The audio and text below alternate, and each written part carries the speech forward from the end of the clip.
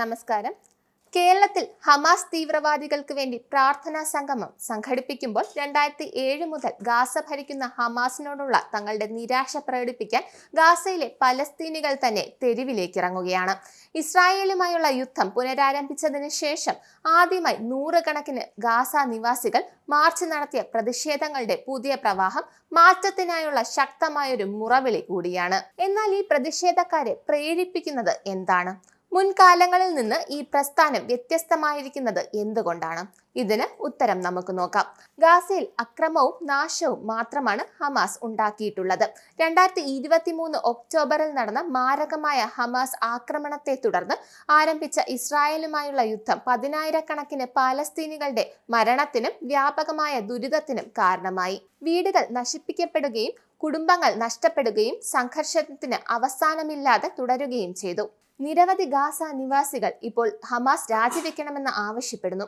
Gaza നിവാസികൾക്കിടയിൽ സമാധാനത്തിനായുള്ള ആഴത്തിലുള്ള ആഗ്രഹത്തിന്റെ പ്രതിഫലനമാണ് പ്രതിഷേധങ്ങൾ.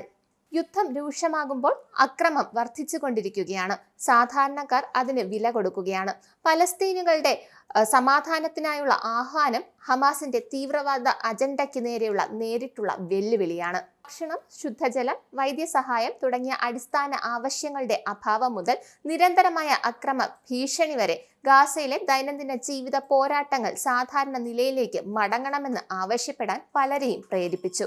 ഹമാസിനെതിരെ മുമ്പും പ്രതിഷേധങ്ങൾ ഉണ്ടായിട്ടുണ്ടെങ്കിലും അവ പലപ്പോഴും വേഗത്തിൽ അടിച്ചമർത്തപ്പെട്ടിട്ടുണ്ട്. ഗാസയിൽ ഹമാസിന്റെ പിടി ദുർബലമാവുകയാണ്.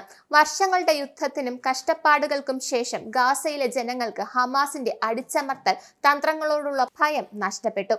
ഹമാസ് ഭീകരർ വർദ്ധിച്ചു വരുന്ന ആഭ്യന്തര എതിർപ്പിനെ നേരിടുന്നു. കൂടാതെ അവരുടെ പ്രാദേശിക പിന്തുണക്കാർക്ക് മുമ്പത്തേക്കാൾ പിന്തുണ കുറഞ്ഞു. ഹമാസിന്റെ ശക്തമായ സഖ്യകക്ഷിയായി ദീർഘകാലമായി പ്രവർത്തിച്ചു വരുന്ന ഖത്തർ സ്പോൺസർ ചെയ്ത മാധ്യമങ്ങളുടെ വിശ്വാസ്യത ഇപ്പോൾ നഷ്ടപ്പെട്ടു വരികയാണ്. ഹമാസിനോടുള്ള എതിർപ്പിന്റെ യഥാർത്ഥ വ്യാപ്തി കാണിക്കുന്ന കൂടുതൽ ആധികാരിക ശബ്ദങ്ങൾ ഗാസയിൽ നിന്ന് ലോകത്തിനിപ്പോൾ കേൾക്കാൻ കഴിയുന്നുണ്ട്.